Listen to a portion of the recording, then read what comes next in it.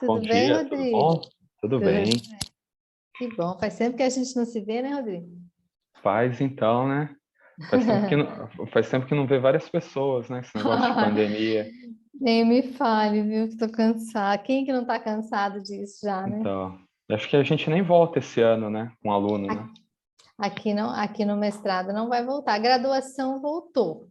Voltou? Voltou parcialmente, né? Está híbrido, então as aulas estão sendo gravadas, mas o professor está na sala de aula, né? Ah, entendi. A gente não voltou ainda não. Eu acho que não volta, viu? Só assim, curso de É, saúde, um ou outro que tá turmas sim, menores, né? Para é, poder testar mesmo. é, que coisa, né? É, mas, Fazer Helena, o quê, né? deixa eu aproveitar e te perguntar. O material, Uhum. daí na hora a gente sobe cada material aqui, como é que funciona a apresentação? Aí você, acho que tá, quem que tá como mestrado 002? É a Jamile? Não. Deixa eu ver se ela fala. Porque acho que eu sou co-host, mas eu acho que a gente pode Ah, tá. aqui, vou colocar todo mundo que pode dividir a tela, deixa eu ver. Quem pode dividir? Todos os participantes. Não, já tá liberado, então. Sharing, sharing. Tá. Então já tá liberado. Aí você, a hora que você for Ah, falar, tá. aí você pode dividir a tela, Ah, tá bom. compartilhar, né? Deixa eu até me localizar aqui no Zoom, onde que eu faço isso daqui. Embaixo tem aquele share screen, né? Aquela verdinha, aquela Ah, setinha sim. verde. Aí você, se você quiser compartilhar, aí você ou você já clica quando você faz o share screen, ou você clica na tela no PowerPoint que você tem, ou você pode compartilhar o desktop inteiro clicando no share que fica no canto inferior direito. Ah, sim. Ah, tá Aí ele bom. partilha tudo que você está mostrando, né? Aí você clica onde você quer, conforme você muda a tela, ele muda aqui também. Ah, tá bom.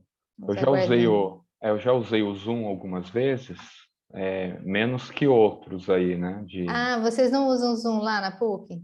Não.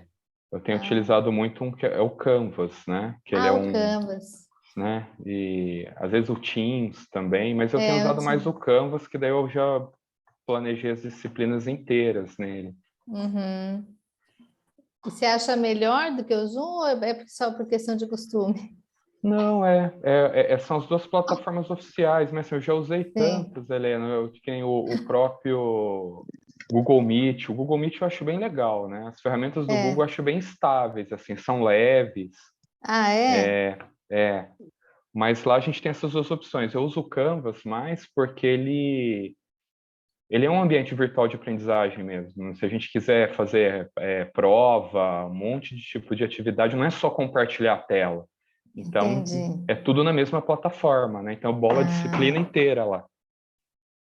legal. Então, A isso gente está facilita, usando né? o Canvas para o planejamento, mas não usei o Canvas ainda para ministrar aula assim online, sabe? Ah, tá. Ah, legal. Vamos saber. A gente acostuma tanto com uma, né, que você fica É, naquele. sim. E para Tô os aguardando. alunos também, né? Se tiver, Agora sim. quando os alunos têm algo mais padronizado, é mais fácil, né? Tá sempre na. Sim, sim, sim, É. usar sempre o mesmo. O Guanes entrou. Bom dia, professor Guanes. Heleninha, bom dia, vocês me ouvem bem? Sim, ouvimos bem. Nossos Bom ilustres dia. Bom dia, palestrantes. Rodrigo. Você tá bom, Rodrigo? Tudo bem, e você? Tudo bem, graças a Deus. Você já conhecia o Rodrigo Guanes? Não, acho que não. O Rodrigo é da PUC. Ah, é? De que ano, Rodrigo? Da PUC Ele é Campinas? professor da Isso. PUC, onde que ele fez a graduação, não sei. Ah, o Então, Rodrigo, eu Oi. conheço a velha guarda da PUC, eu acho que você nem era nascido Como é? quando os meus amigos davam aula na PUC, Ah, entendeu? E era a professora a Mu do voleibol, o Mas, Barbosa. mas acho que ele não é da educação física, né, Rodrigo? então, Você eu é não da. sou. Eu sou do Centro de Economia e Administração, né? É. Ah, sim, É, sim. Eu estou citando o pessoal da educação física. E muito bom. A PUC tem uma tradição muito grande em Campinas, né? Sim, sim. Campinas e no Brasil, né? Que ela é uma baita de uma instituição, né? É. O Guani, As PUCs do Brasil são muito boas. Oi, Heleninha. Rodrigo, o Guanes, ele foi meu contemporâneo de Unicamp, né? Tá. Ele já tinha feito física, né, Guanes, na Unicamp, quando Isso. o curso de educação física começou, aí, Muito antes, né, Heleninha? muito antes. Muito antes. Aí eu sou da primeira turma, e você é da segunda, Guanes, ou da terceira? Segunda turma, segunda. Segunda turma. E aí nos conhecemos lá, né? E ficamos amigos e Ah, estamos que nos legal. encontrando por aí nas bancas de mestrado, Nas doutorado, bancas, nos eventos, né, Heleninha? nos Isso é muito bom, projetos. viu, Heleninha? É. Muito bom mesmo. E, enfim, E o Rodrigo eu conheci convidando para uma banca de uma aluna minha do mestrado, porque ele trabalha com essa questão da tecnologia, né? Ele tem um protocolo que ele criou de estilo de uso da tecnologia. E eu estava trabalhando com estilos de aprendizagem, né? E essa minha Sim. aluna usou, e ele é o autor do instrumento. Falei, vou ter a ousadia de convidar o autor do instrumento Mas foi para a muito. banca. E ele ajudou muito mesmo. E foi muito legal, né, Helena? Eu gostei, né? Assim, Ai, que depois de lá bom. a gente tem mantido o contato aí. Então acho Sim, que isso é publicamos legal, né? juntos, né? Publicamos. Eu e o Gomes também publicamos juntos, né, Gomes, de vez em quando. vários livros e artigos, né, Heleninha? Livros e artigos, muito bom. Muito bom. E que venham muitos outros, viu, Heleninha? Sim, a Deise entrou, que é a nossa professora também aqui do EDTEC. E, ok. Então, e os demais participantes, então, são alunos, né, do nosso mestrado, alunos Heleninha, eu ingressantes. passei o Oi. link para o Ricardo. Ah, Não tem problema. perfeito. Não, eu falei para ele que ele seria bem-vindo Então, ele aqui, comentou comigo, aí eu tive a liberdade de encaminhar para ele. com Não sei certeza. se ele vai entrar, dado que ele está com muito trabalho. Sim, mas é isso aí. Bom, nós entramos 8 horas, né, no evento, na outra abertura, fizemos Uhum. oração lá, né, a nossa meditação, estamos devidamente consagrados Isso é para muito essa bom. abertura. Então, eu vou já avisar aqui ao grupo que para que a gente, para ver a possibilidade da gente aproveitar melhor os palestrantes aqui presentes, né, que não é sempre que nós temos o privilégio de estarmos com eles, então eu serei mediadora dessa mesa, mas a minha fala sobre tecnologia eu vou fazer somente lá na sala, às 10h45, onde eu vou apresentar um produto técnico, né, que é um e-book, um manual sobre narrativas digitais.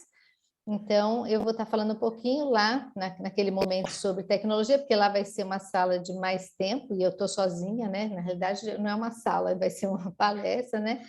Onde vai haver essa...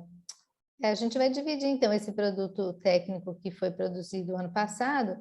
Então, lá eu vou estar falando um pouco mais sobre a minha experiência com tecnologia, nas visitas que eu fiz, no MIT, né, em Boston, em 2018, e em 2017 da minha experiência na Simon Fraser University no Canadá. Então, os que estão aqui nessa sala estão convidados depois para às 10h45 estarem na sala 2 de produto técnico, que é onde eu vou estar falando sobre, especificamente também depois, sobre narrativas digitais.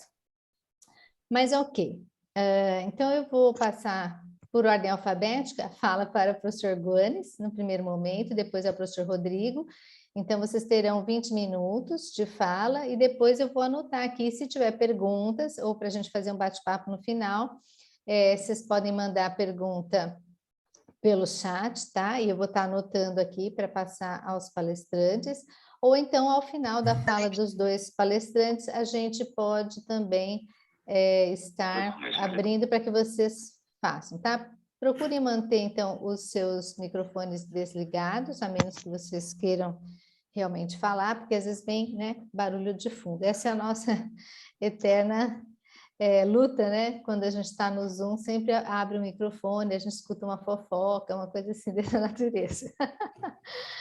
Mas ok, professor Gomes, então sinta-se à vontade, se quiser partilhar a tela, não sei se você vai falar apenas, não, né? Vai falar sem partilhar.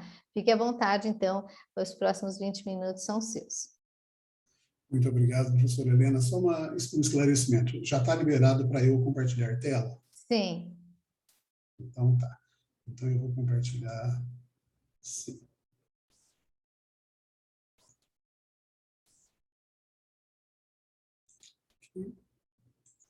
Eu tive tempo de usar o template de vocês, viu, Helena? Ah, que bom. Foi muito bom. Bom, então, primeiramente, muito obrigado a todos. É uma satisfação estar aqui no 2º Congresso Internacional de Investigação e Experiência Educativa, promovido aí pelo mestrado profissional em educação da UNASP, de Engenheiro Coelho. Eu agradeço enormemente o convite realizado pela minha amiga, a professora doutora Helena Brandão. Agradeço também a doutora Daisy, o doutor Francis Lê, né? E a doutora Gildene, que é a coordenadora aí do programa. Muito obrigado, é uma honra, mais uma vez, estar no evento aí na UNASP, uma instituição que eu tenho um enorme carinho, já deixei isso claro, nas vezes que fui presencialmente, nos cursos de pós, onde dei aula, né, e em outras oportunidades online.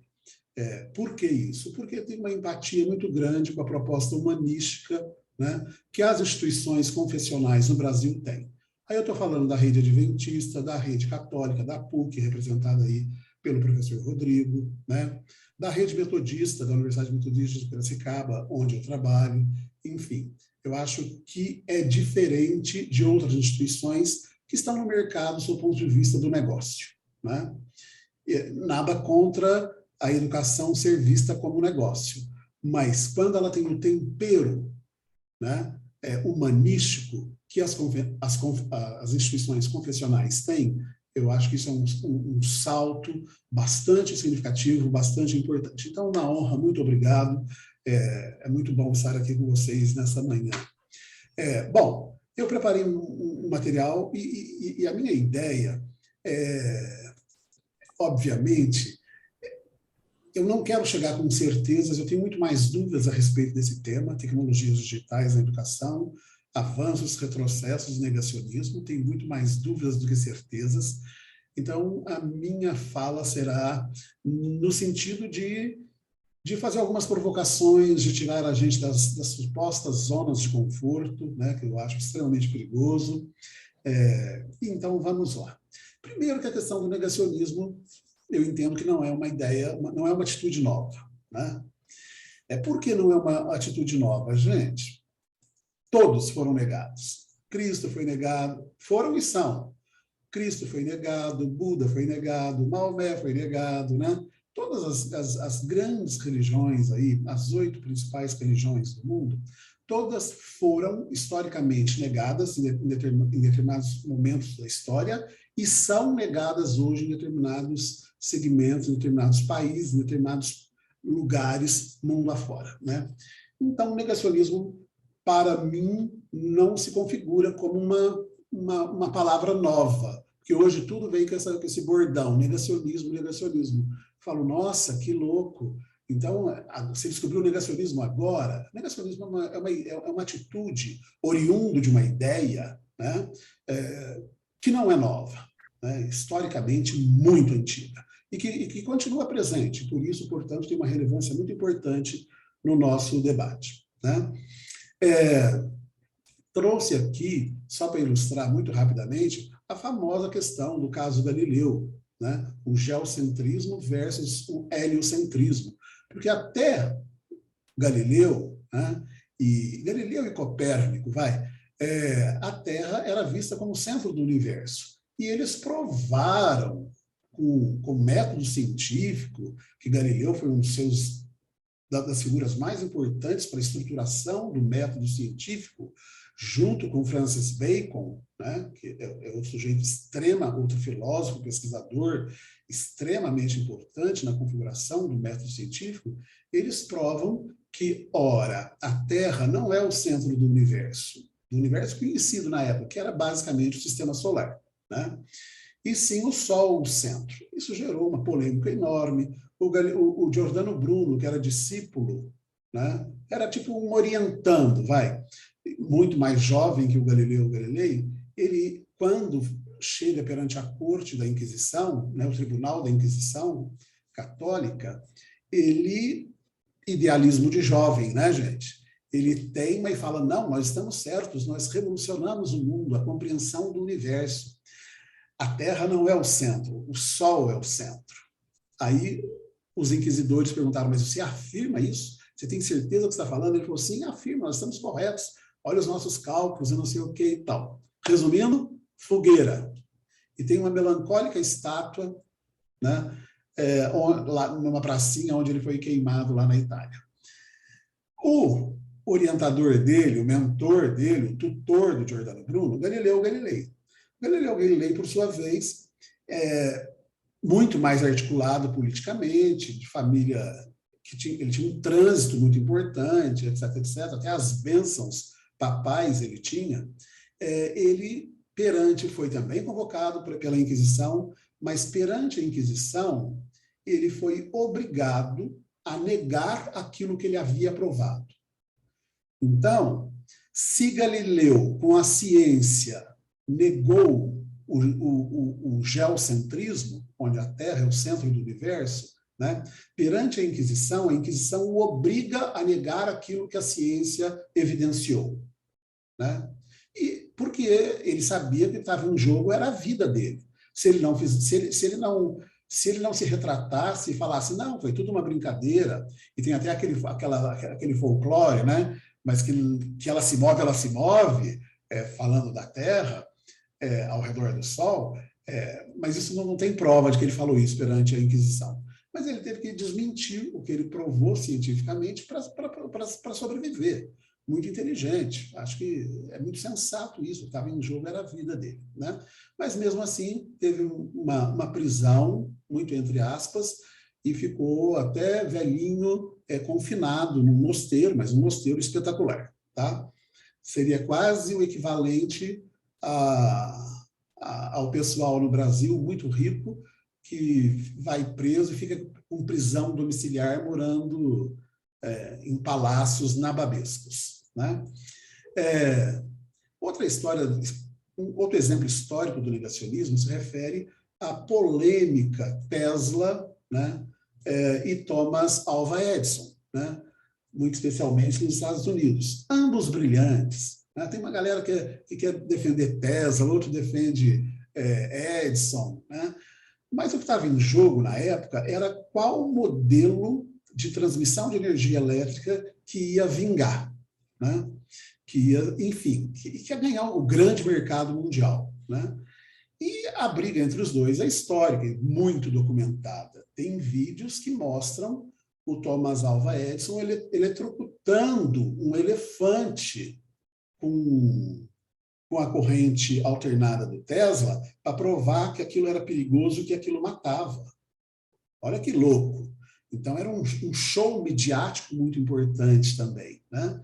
O que aconteceu? Um negava o outro, só que, na perspectiva histórica, tanto a corrente alternada quanto a corrente contínua são muito importantes. Afinal de contas, a alternada é a que está me iluminando agora, né, que está fazendo meu computador funcionar, e se não fosse a bateria do Edison, olha, essas baterias do celular não existiriam, carro elétrico não existiria, né? Aliás, é muito importante lembrar que o Ford, logo depois, ele coloca no mercado um carro elétrico, só que a bateria durava pouquíssimo tempo, dava para andar no máximo 68 quilômetros, numa velocidade muito baixa. Ele abortou a ideia só agora, mais de 100 anos depois, né, é que o carro com bateria, o famoso carro elétrico, parece que começa a decolar, muito devagar, mas começa com possibilidade de emplacar. né?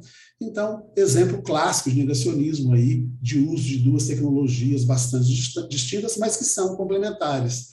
Então, sob o ponto de vista da eletricidade, ele já usava um modelo híbrido, né, gente? A sociedade não precisou ficar discutindo palavras bonitas, educação híbrida, não híbrida, usa os dois, acabou. Usa na especificidade, usa onde for melhor. Onde for melhor corrente alternada, usa corrente alternada. Onde for melhor corrente contínua, usa corrente contínua. A história mostrou isso para nós. A gente precisa parar para pensar nisso para aprender com esses sujeitos que deram exemplos importantíssimos para o mundo, né?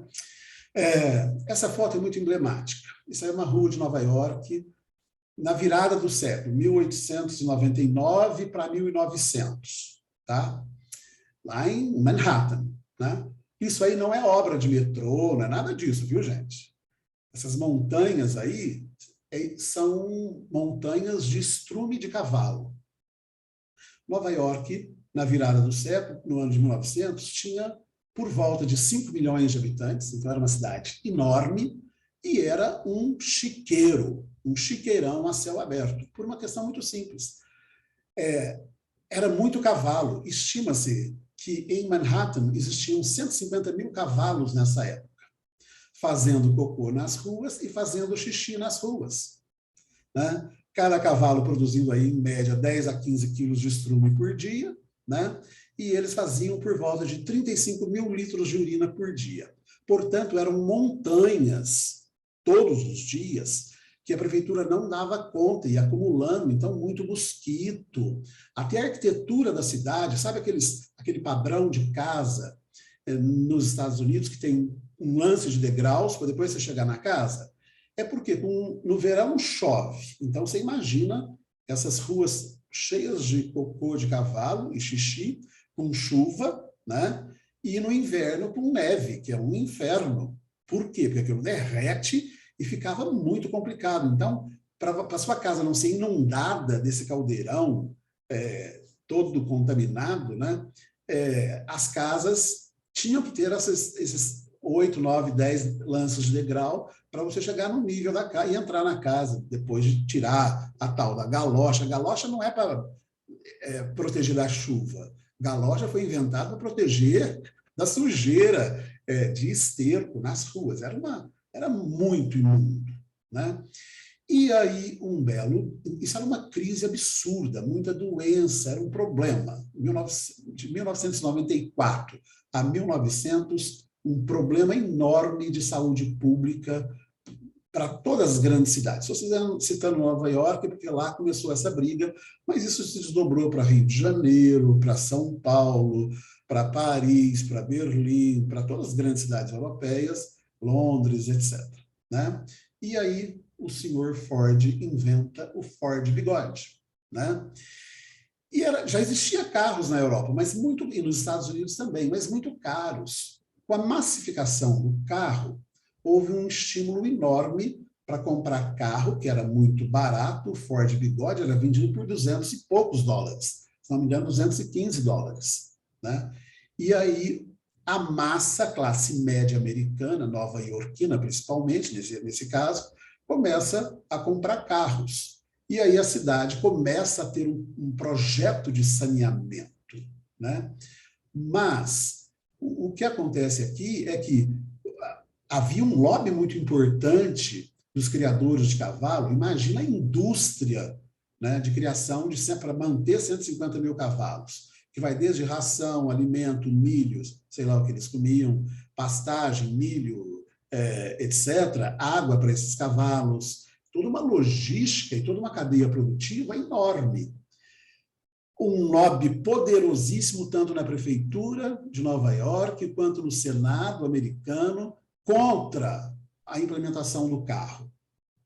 Teve um negacionismo do carro enorme, né? Só que a sensatez venceu. Por que a sensatez venceu, gente?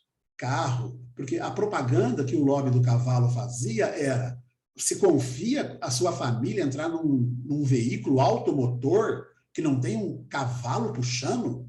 Isso é muito perigoso. Isso vai ter muito acidente. Era esse o argumento dos negacionistas em relação à nova tecnologia que estava surgindo, que era o automóvel. E chegou para ficar, né? Aí, muito graças à produção em série aí do Ford, né? Também, outros exemplos de negacionismo, né? O rádio versus a TV, ambos versus o cinema. A televisão vai acabar com o cinema. Não acabou. O rádio a televisão vai acabar com o rádio e com a TV. Não acabou. Ou seja, sempre teve esse discurso negacionista quando alguma nova tecnologia surgia, né? E o que a história nos mostra é que houve especificações e nichos e espaço mercadológico, inclusive, para todos esses segmentos, e vão muito bem, obrigado. Agora, tiveram que se reinventar, obviamente, né? Outro exemplo clássico, eu passei por todos eles, os LPs, o long play de vinil, né? Que os puristas até hoje amam e não trocam por nenhum Spotify da vida, e não trocam por nenhum Blu-ray da vida, né? Mesma coisa quando surge o CD, né? O CD vai acabar, o MP3 vai acabar com a música. Não acabou, né? Também não acabou. São apenas modais diferentes para veicular aquilo. Agora, escolha o modal que te agrada. Te agrada LP? Bom, está cheio de novas empresas produzindo e gravando em vinil, né? O mundo mudou. Hoje, a capacidade de comunicação facilitou que a gente tivesse streaming de tudo, e de vídeos, e de áudio, enfim, de tudo, né? Na educação, é evidente que isto não é uma novidade, né? Eu sou da época, né, onde a gente tinha lousa, giz e o cérebro, mais nada, para dar uma boa aula, né? Até o mimeógrafo, que eu não tenho saudade, que quem rodava as provas, tinha uma funcionária no colégio onde eu dava aula de física, e ela que rodava as provas e me entregava, né? Depois, aquela lenda de deixar o material no xerox, para os alunos ir lá xerocar, sabe? Tudo isso já ficou num passado, né? Muito remoto, né? E é muito interessante, porque na área da educação, quero crer, tá? Eu não tenho evidência, assim, nunca pesquisei isso, né? Mas eu acho que nós, professores, majoritariamente, se somos exceções, que bom que somos exceções, mas majoritariamente os professores gostam de zonas de conforto. Que eu acho que está na índole humana gostar de zona de conforto. E não vejo problema nisso. O problema é quando isso começa a interferir no processo pedagógico, no ensinar, etc. Por quê? Porque ensino híbrido, eu pergunto, né? Colocar uma baita de uma lousa digital fantástica, com 1000 recursos, e se ela for uma caricatura tecnológica da lousa de giz, de boa, eu entendo que ela deixa muito a desejar. Porque não adianta ter a tecnologia de ponta se não existe um uso que vai maximizar não, otimizar as possibilidades de uso dessa ferramenta. Aí eu fiquei pensando, gente, em alguns aspectos aí que eu acho muito, muito relevantes para a gente discutir. Engraçado. Metodologias ativas. Bom, para começo de assunto, eu quero fazer uma provocação. Usar metodologia ativa não significa muita coisa. No meu entendimento, repito, que não é universal, não sou dono de verdade, mas isso me instiga, isso me faz pensar. Por quê? Dada a impossibilidade de existir uma metodologia passiva. Se há uma metodologia, algum nível de atividade tem. Não existe metodologia passiva. Portanto, metodologia ativa é, no mínimo, redundante. No mínimo, redundante, né? Outra coisa importante, ensino híbrido é diferente de aprendizagem híbrida, né? E óbvio que ensinar e aprender é para alunos e professores e para sempre, para a vida inteira, né? O ensinar e aprender há que ser um exercício como escovar o dente todo dia, como tomar banho todo dia, né? Desde que eu me entendo por gente, eu estudo, olha, eu posso afirmar, com certeza, todos os dias. Eu leio todo dia, eu aprendo alguma coisa todo dia, seja lendo, seja interagindo com alunos, né? Aquela história, ensinar e aprender, isso se retroalimenta, né? E eu fiquei pensando, porque a gente não tem como não contar a sua história, né? Eu tive a oportunidade, não sei se foi privilégio ou não, lá em Minas Gerais, mas o meu aprendizado foi totalmente híbrido, integralmente híbrido. A gente tinha um professor que dava os conteúdos, e aí eu, enquanto aluno, corria atrás de um punhado de outras fontes para aprimorar aquele conteúdo que tinha sido trabalhado comigo. Não sei se isto era uma regra, mas eu tive vários professores que estimulavam a gente a ir em bibliotecas, a gente a ler jornal, a ler outros livros. Eles davam outros livros de física, matemática, português, história, geografia, de tudo, que não estavam contemplados lá no espaço da sala de aula, mas eles davam essas referências e a gente corria atrás de tudo isso, né? Eu tinha laboratório de física, de química, de biologia no colégio, onde a gente tinha que solucionar problemas. Então, PBL, bom, né? Ensino híbrido, sabe? Eu acho que existe muito nominho bonito, importado, na maioria das vezes, para vender a mesma coisa. Em essência, é o ser humano. Em essência, não adianta vir com nomes bonitos se o ser humano não muda, né? A gente pode colocar a fantasia que quiser, mas se essencialmente a educação não se reinventar no sentido de passar por um momento radical de novos desafios, eu acho que pouca coisa muda, né? E por que falo isso? Porque, olhem, que louco, desafios, né, para as tecnologias digitais na educação. Primeiro desafio, infraestrutura física, né? Pasmem, o Brasil teve um ganho absurdo com a pandemia, que foi um ganho de acesso à internet, porque isso nunca se vendeu tanto tablet, smartphone e notebooks no Brasil, né? 81% nesse período, 2019 2020, 81% da população brasileira acima de 10 anos de idade passou a ter acesso da internet em casa. 81%. Isso significa que 60 milhões, ok, muito bom, mas 60 milhões estão fora, não têm acesso.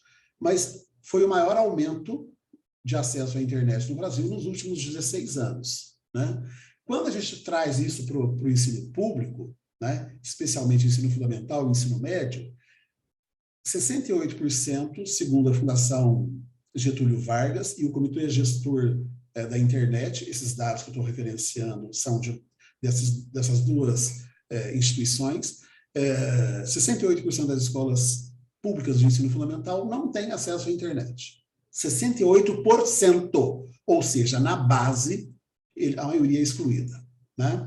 E no ensino médio, escolas públicas, 35% não têm internet disponível para os alunos, né? O que é muito complicado, ou seja, o Brasil tem um problema sério de infraestrutura, de alocar verbas, que nós, o Ministério da Educação, é o segundo a ter mais verbas nesse país, depois da saúde, né? Mas parece que a alocação dessas verbas é um pouco deficitária, né? Uma coisa que eu queria deixar muito clara é que eu não acredito que não existe linguagem neutra, né? Então, neutralidade não inclui, mas apenas reforça preconceitos diante da realidade de que somos todos diferentes. Vamos combinar? Aqui não tem nenhum igual, somos todos diferentes. Então, a questão para mim, e eu estou falando em primeira pessoa, é que human lives matter. Sempre. Human lives matter, né? E essa história de prezar alunos, desculpa, né?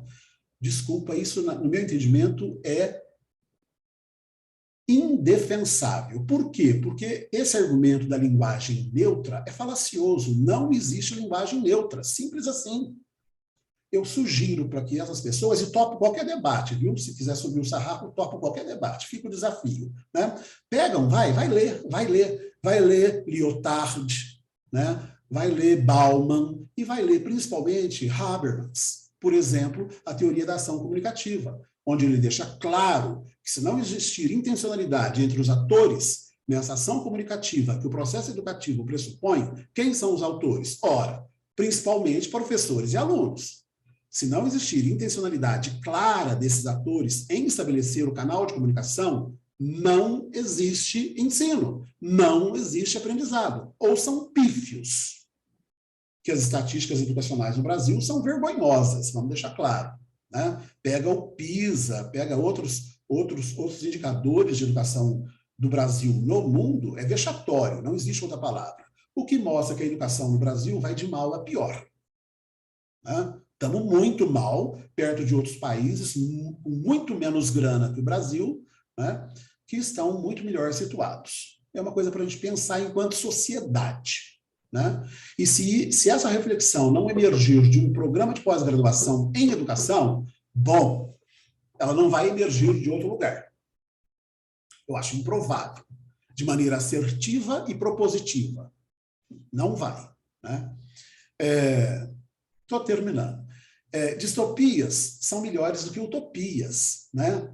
Só para lembrar os conceitos, né? Utopia é aquela coisa, o lugar espetacular, o paraíso, que eu chamo de Disneylândia. Né? E as distopias é o lugar onde deu errado. Falando na gíria, deu mal, professor, como os alunos falam. Né? A história do cinema dá exemplos, um atrás do outro, de cenários distópicos. Ou seja, um momento no nosso futuro próximo, né? O Metrópolis, por exemplo, faz referência ao ano 2000, um mundo totalmente robótico, controlado por um supercomputador, que escravizava todos, etc, etc. Um filme fantástico, né? Do Fritz Lang. O Blade Runner, um cult movie famoso, né? O Matrix, o Quinto Elemento, né? E aí a gente tem um punhado o Mad Max, né? Um punhado de outros filmes, e aqui eu dei exemplos que vão para a questão da falência da nossa sociedade, planetariamente falando, na perspectiva da tecnologia. Isso num futuro distópico, ou seja, daqui, sei lá, 100 anos, 200 anos.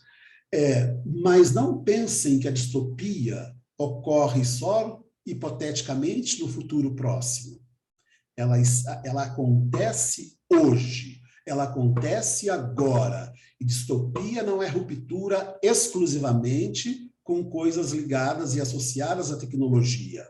Talvez a maior distopia que a gente viva hoje seja a distopia do afeto, a distopia das relações sociais que sejam elegantes, que sejam saudáveis, que sejam éticas, humanísticas e respeitosas.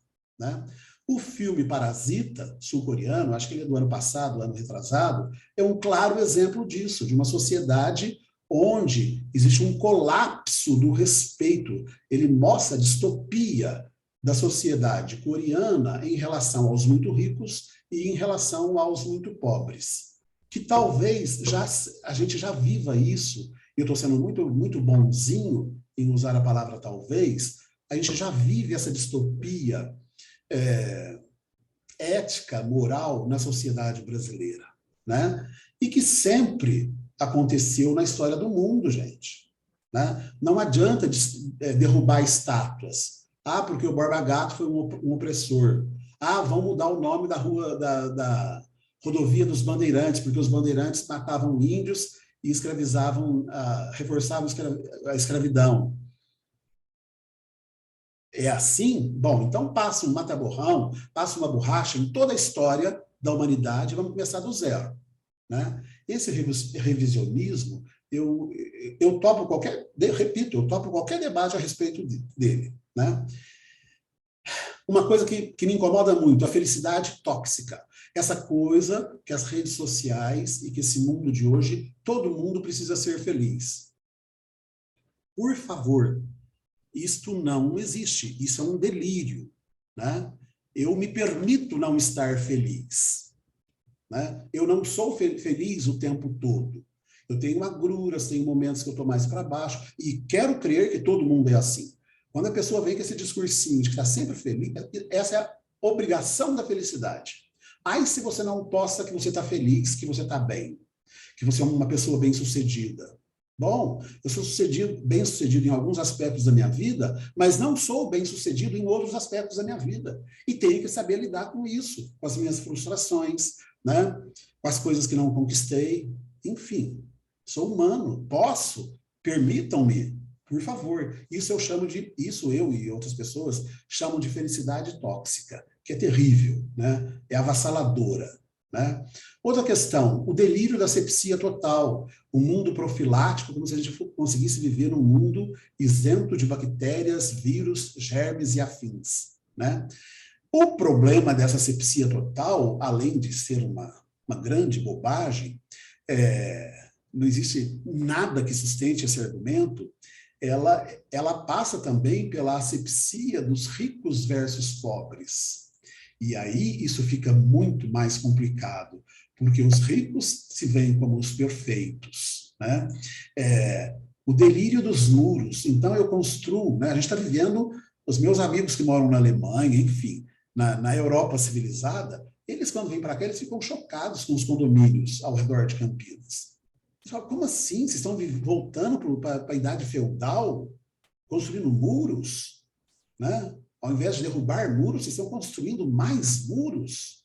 Né? Eles não entendem essa nossa lógica, porque é um falso delírio de segurança. Ou a sua cidade é segura para todos, ela não será para ninguém.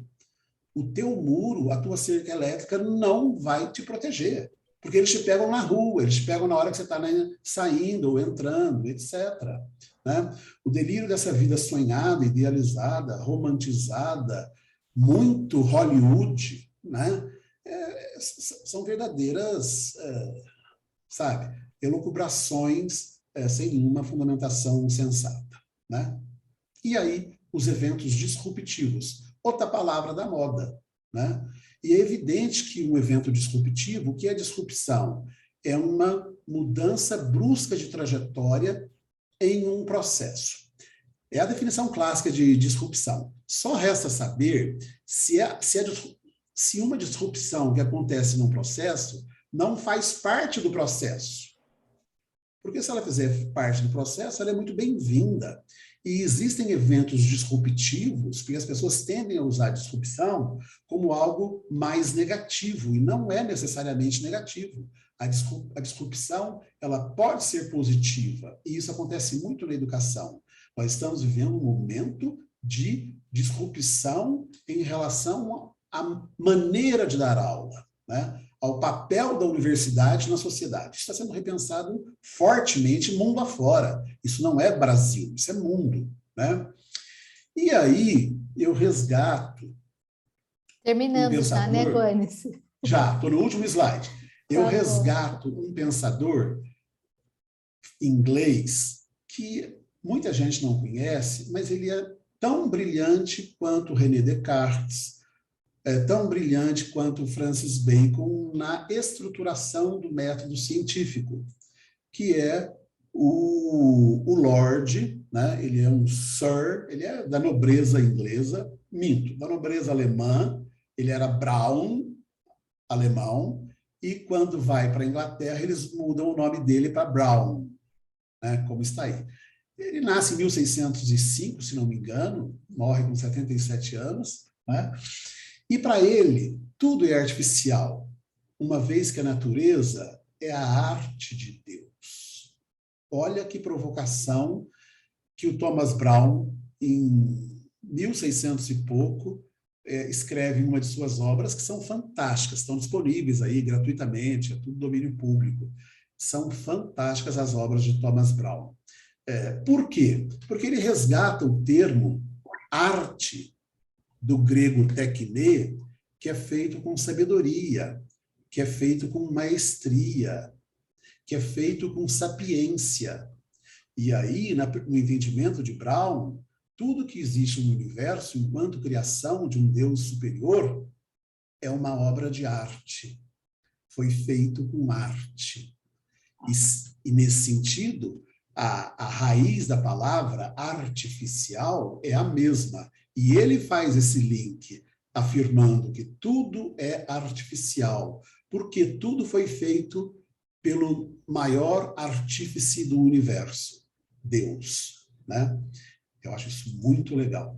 Muito obrigado pela atenção. Obrigado, Leninha. Obrigada, Guanes, pela excelente palestra, sempre muito bom ouvir você.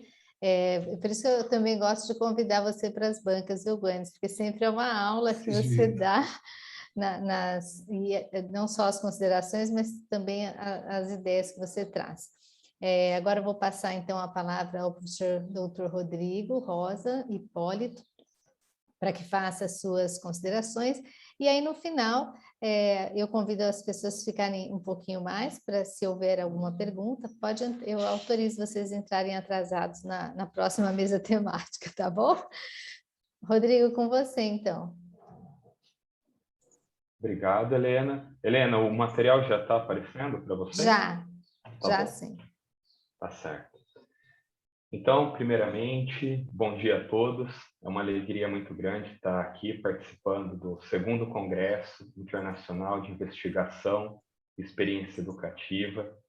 Eu agradeço o convite da professora Helena, com quem eu já tenho mantido contato há algum tempo. É sempre muito gratificante realmente ver o trabalho que está sendo desenvolvido. Agradeço também, né, compartilhar esse momento com o professor Guanes, que eu estou conhecendo agora, não conhecia anteriormente. A professora Helena me contou um pouquinho, né, do contato deles.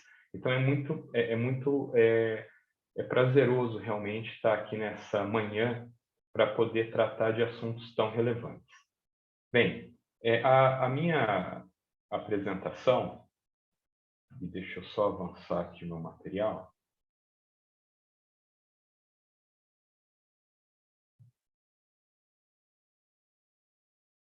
O enfoque, né, da própria mesa temática, tecnologias digitais na educação. Eu vou falar um pouquinho desse tema no contexto da banca, então do contexto da mesa. Na mesa, o desafio foi falar um pouquinho realmente sobre avanços, retrocessos, o negacionismo, como o próprio professor Guanes colocou, é uma palavra que está sendo muito batida agora, né? O negacionismo não é de hoje, foi muito boa a explanação, fazendo aí um retrospecto histórico mesmo, de vários momentos em que a gente percebe o homem negando, né, alguma coisa, negando a ciência, negando mudança. E me vem à mente até que isso é inerente à nossa própria natureza, né? A gente trouxe um conceito que é muito explorado na própria física, de inércia, a gente tentar manter aquele estado, né? Então, seja um estado de movimento, algo parado, mas continuar naquela mesma linha.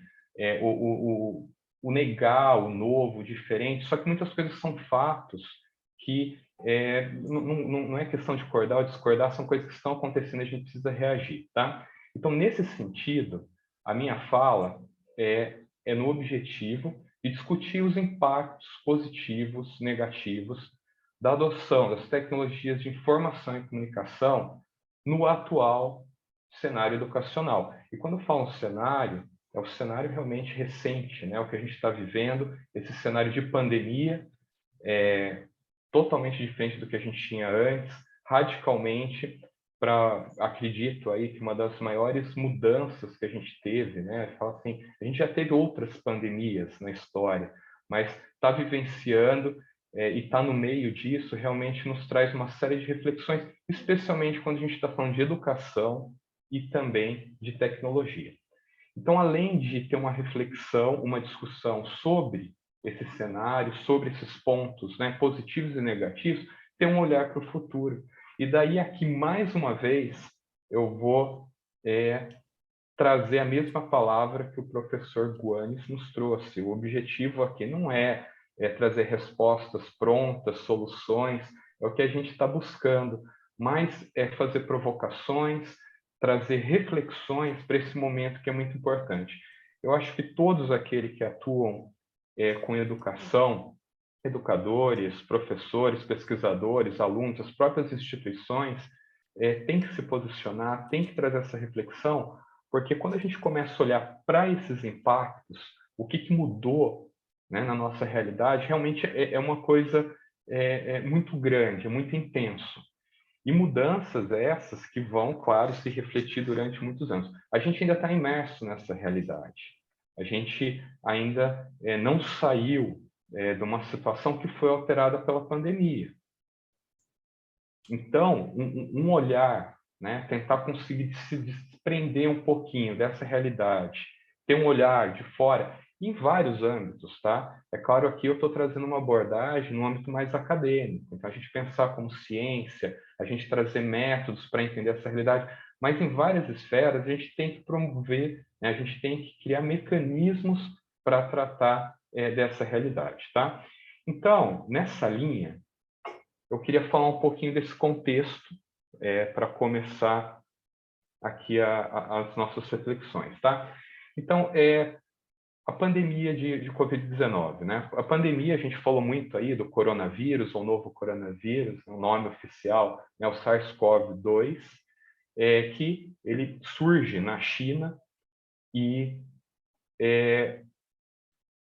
a gente vê um crescimento alarmante, né, desse vírus lá, até então desconhecido, as pessoas extremamente preocupadas, as autoridades locais chinesas mostrando a preocupação, um país que a gente sabe que tem algumas restrições em termos de liberdades, em termos de imprensa, em termos de comunicação, então gera até dúvidas, né, de que momento essas coisas ocorreram, mas a gente vê que o problema é tão grande quando isso vem à tona, né?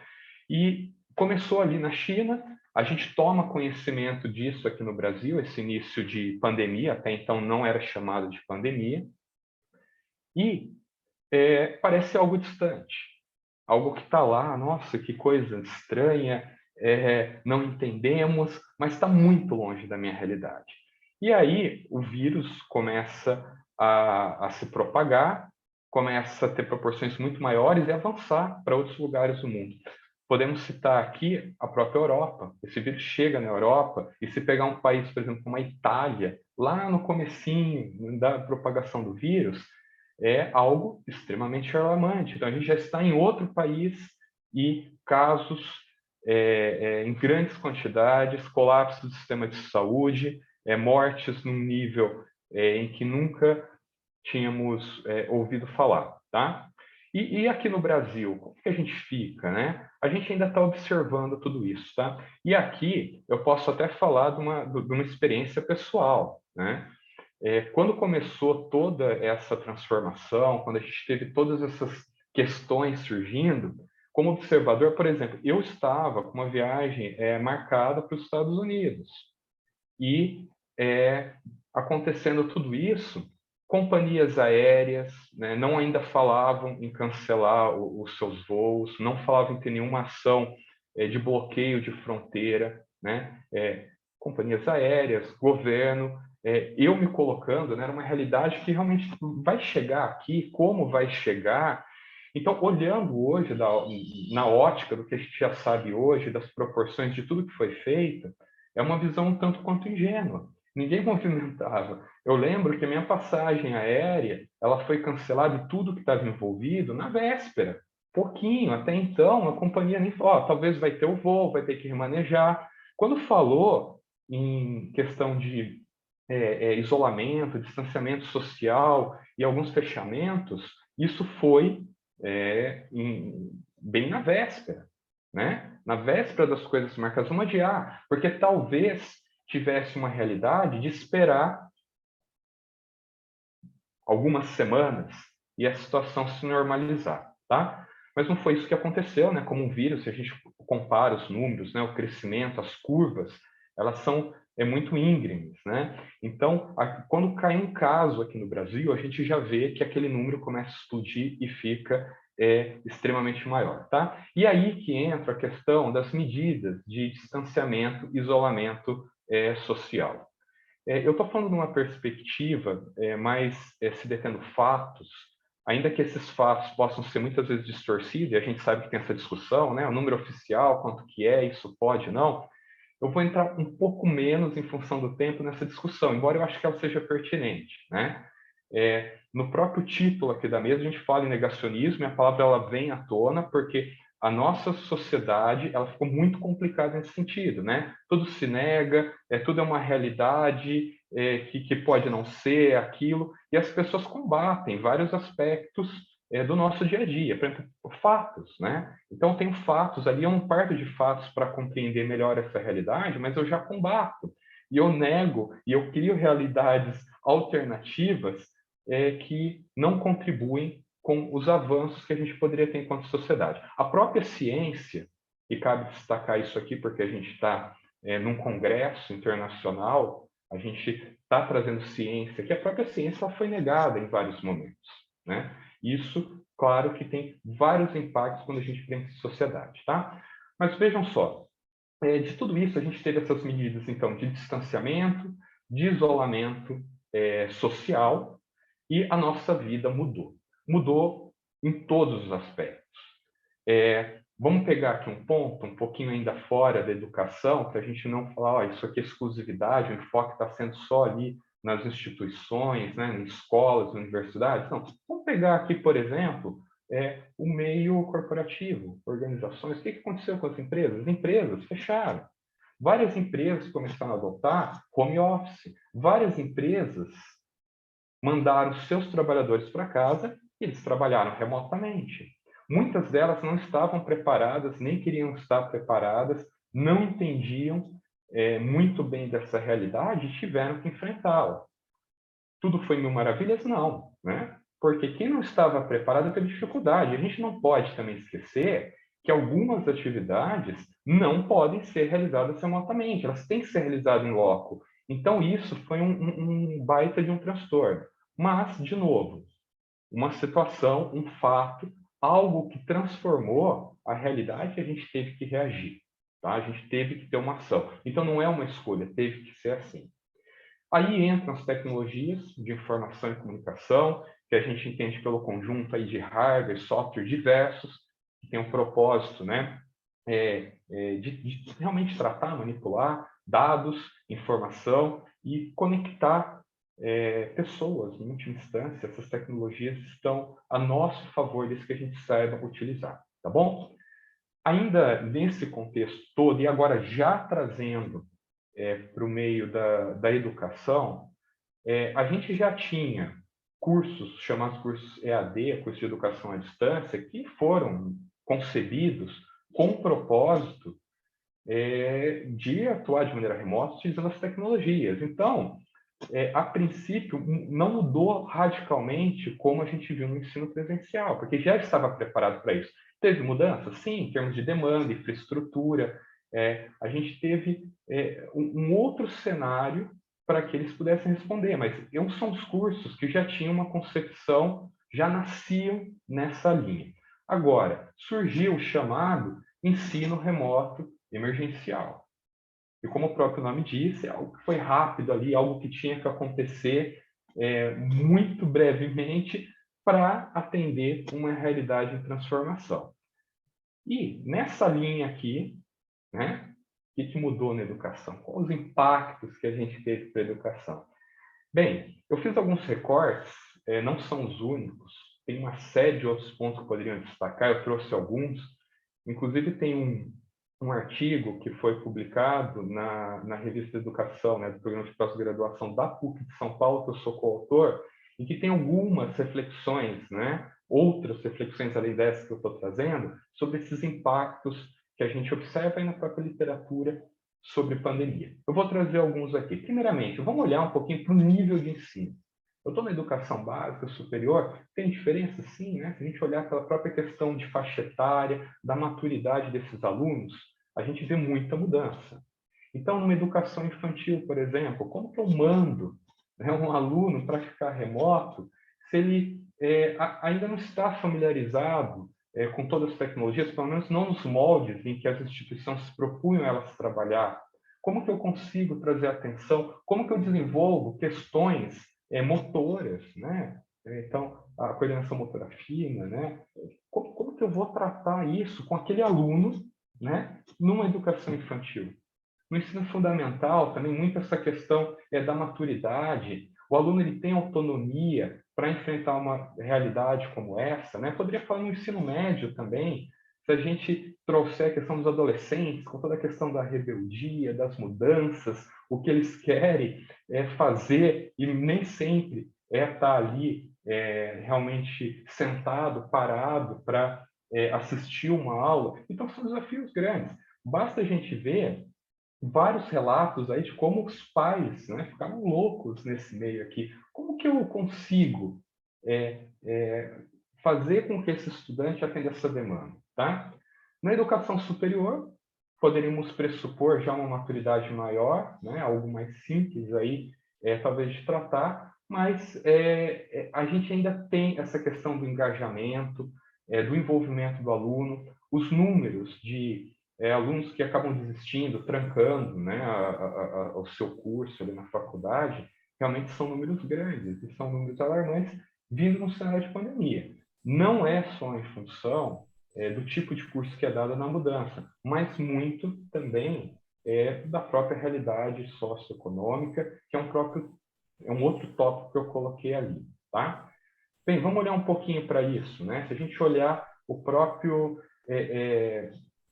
interrupção da atividade econômica, pessoas que foram no home office, atividades que tiveram que ser separadas, como que afeta a economia? Como isso que impacta, né, pais de alunos em idade escolar ou na universidade, né, ou aquele aluno que também é responsável ali pelos custos inerentes ao seu curso, seja num curso pago ou não, curso gratuito ou numa universidade pública.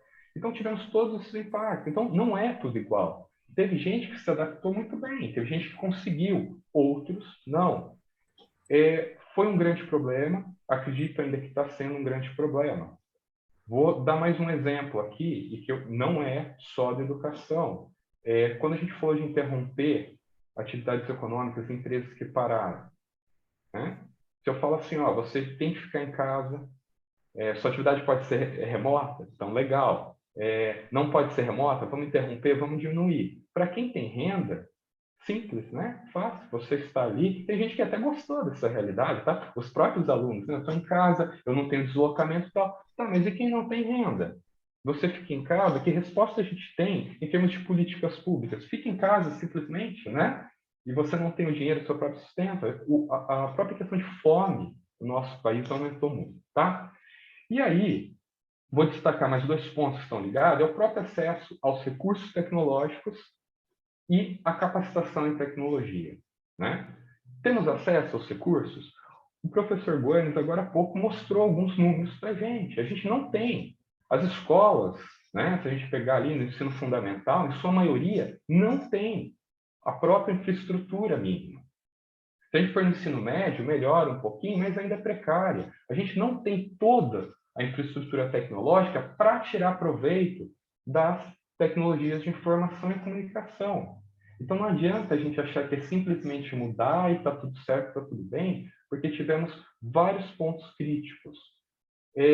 Capacitação em tecnologia, a mesma coisa. Eu vejo quando utilizei a palavra capacitação, né, vamos ter um primeiro nível do que a gente poderia ter de entendimento dessas tecnologias. É o mínimo para eu conseguir acessar e utilizar os recursos, porque não basta eu colocar uma série de tecnologia na mãos, né, dos alunos, por exemplo, e mesmo dos professores, e achar que está tudo bem.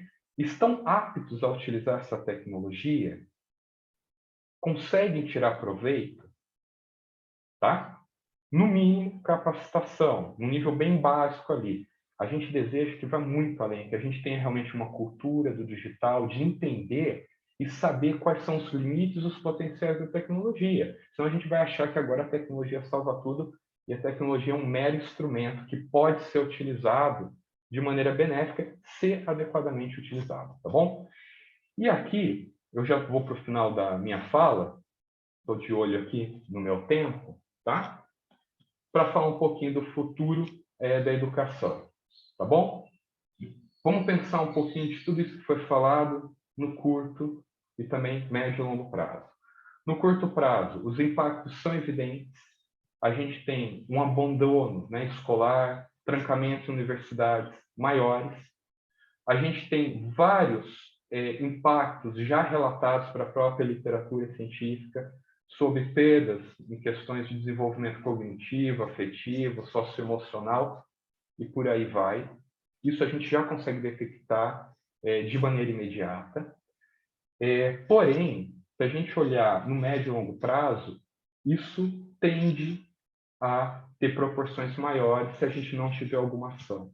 Como que a gente consegue acolher esse aluno? Como a gente consegue, em termos de instituição, criar meios para ele se sinta bem, para que supra qualquer lacuna, qualquer deficiência que ficou em função desse processo, tá? Tecnologia pode ser uma grande aliada, né? Eu acredito nisso, como instrumento, como ferramenta, desde que utilizada adequadamente, utilizada com métodos adequados, e que a gente crie um espaço realmente para que o aluno se desenvolva como pessoa, em sentido amplo. Tá? Então, colocar a tecnologia nesse papel, eu acho que é um caminho. É simples fazer isso? De forma alguma, não é simples, não é trivial, é um grande desafio. Acredito também que não vamos voltar da mesma maneira pós-pandemia, né? A questão do híbrido para aqueles cursos que eram presenciais, eu acho que ele entra muito forte, a gente vai trazer, a gente vai incorporar, e isso pode ser um ponto positivo, porque se a gente conseguir tirar o proveito, né, lições aprendidas dessas transformações, a gente consegue sim fazer um uso melhor dos próprios recursos tecnológicos, tá bom? Bem, pessoal, eu vou finalizar por aqui, né? Concluindo aqui o meu tempo.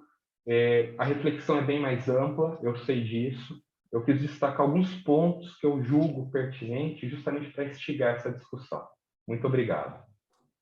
Obrigada, professor doutor Rodrigo, pela sua explanação, pela dividir também com a gente aí algumas coisas que você está fazendo, né, em termos de publicação. Você pode parar de dividir a tela, para a gente ver mais o rostinho das pessoas. Eu queria também, nesse momento, eu tenho uma pergunta aqui que eu vou expor, né? Eu sei que tem outra sala que está começando agora, mas mais uns minutinhos aqui. Convidar vocês para as 15 para as 11, nós começaremos uma sala lá, é o Produto Tecnológico Sala 2, é onde eu vou estar, então lá nós vamos ter mais tempo, então quem quiser estar lá para ouvir também aquilo que eu vou apresentar, e para a gente poder discutir, porque lá nós teremos um pouco mais de tempo, né, para poder estar também ouvindo vocês e as experiências de vocês, ok? Tem uma pergunta aqui que foi do professor Eber, e ele, acredito que é mais, não sei, Rodrigo ou Boris, alguém gostaria de falar, assim, nessa reflexão que foi feita, a pergunta do Weber é como fazer ciência onde alguns pensamentos, né, são massacrados pela academia, quer dizer, até onde a academia aceita isso, né? Principalmente essa questão do que a gente está falando do negacionismo, da importância da tecnologia. Eu sempre falo lá no nosso grupo, né, desde o professor Francisco da EDTEC, que a tecnologia ela é um avanço, a gente vai conviver e ela tem a sua utilidade, como o Rodrigo mesmo falou, mas eu acho que não diria que seria um retrocesso, mas a gente pensar de outras formas de trabalhar a educação, muitas vezes é vista como um retrocesso, né? Então, eu querer abandonar um pouco, eu falo assim, gente, todo mundo, aonde você vai, tem um troço desse na mão, e a pessoa está ali, ela está trabalhando. Eu sei porque eu estou passando por um processo de construção, e eu vejo que todo dia eu vejo que o pedreiro está com o celular na mão, em vez de estar com a enxada na mão. Então, as pessoas parece que não vivem mais sem algumas questões. Aí o WhatsApp não funciona, as pessoas enlouquecem. E aí se acaba a energia elétrica, então você não tem comunicação. Então, a gente fica preso a um sistema que nos escraviza, na realidade, né? Porque aí você parece que não vive sem todas aquelas ferramentas. Então, nesse cuidado, nesse pensamento, né? Não sei, o professor Francis Lê também está aqui presente, seria um momento para uma outra sala inteira, né, professor, para a gente estar discutindo essas questões. Mas como nosso tempo está avançado, não sei se algum dos palestrantes gostaria de falar alguma coisa sobre isso, né? Como continuar fazendo ciência num caminho contrário, né? Não é num caminho contrário, num caminho diferente, né?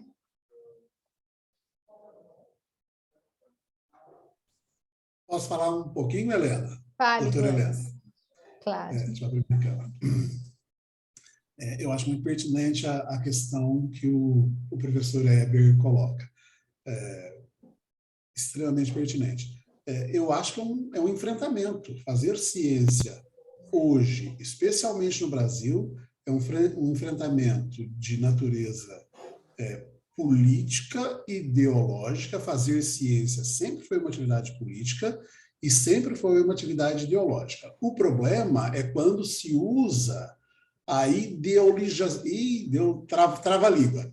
Quando se ideologiza esse fazer ciência e usa esse processo todo para defender os seus valores, as suas ideias, etc, etc. E aí é muito complicado, porque não estão defendendo ideias oriundas do pensamento científico, estão defendendo suas crenças, né? E aí a gente tem que fazer esse enfrentamento. Eu entendo que fazer ciência hoje no Brasil é um ato de resistência. E pior, às vezes brigando, entre aspas, às vezes fazendo embate, né, acadêmico com pessoas do nosso país, com pesquisadores de outras instituições, o que é muito lastimável, né? Mas uma clara disputa ideológica está posta. A gente não pode querer varrer essa realidade para debaixo do tapete e ignorá-la. Então, eu entendo que fazer ciência é um ato de resistência, muito especialmente para as instituições confessionais, como disse no começo de minha fala. É quase Obrigado. um ato de rebeldia, né? Exatamente, é mesmo. É um ato de rebeldia. Mesmo. Pessoal, eu gostaria de agradecer imensamente ao professor Dr. Guanes, que sempre atende meus convites, também ao professor Dr. Rodrigo, que se dispôs a estar aqui, do seu tempo. Eu sei que vocês são super, hiper ocupadas, mas foi um prazer mais uma vez estar com vocês. E agora, então, me despeço dos demais e convidando para vocês, aqueles que puderem e tiverem interesse, de estarem presentes aí às 11h45 lá, 10h45, né? Lá na minha sala, ok? Um beijo para todos vocês. Muito obrigado. Tchau, pessoal. Muito Tchau, tchau. obrigado. Até logo. Tchau. Até logo. Obrigado.